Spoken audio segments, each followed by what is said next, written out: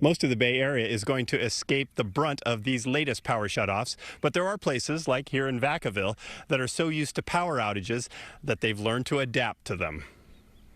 Vacaville in Solano County is accustomed to windy afternoons. CalFire spokesman Tyree Zander says it's all because of the mountains that frame it on both sides.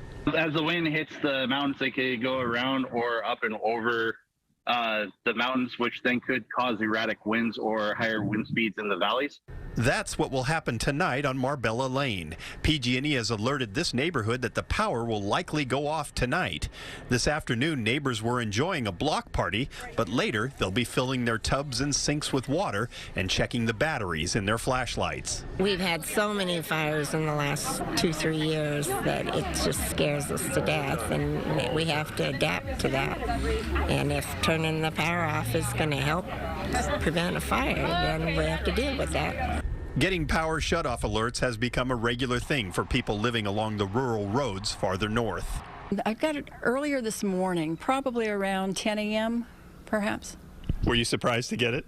Not really. We've had more notices lately. Brigitte Bauer has placed windmills around her home to monitor its speed and direction. She worried about the outages, having an extra refrigerator and freezer full of meat in the garage. And being on a well, a power shutoff meant no water for her 3 steers. So she decided to use her head and adapt to the situation. Grab one of your solar lights from outdoors and pop it right into a container, like a vase, and you're good to go. Brigitte also bought a portable generator, but that became a nightmare in itself. And having to plug in all of the refrigerators and running cords through the house. So she pulled the trigger and bought a whole house generator wired directly into her home's electrical system. It wasn't cheap, but now she and the neighbors who followed her lead don't have to panic about the power going off.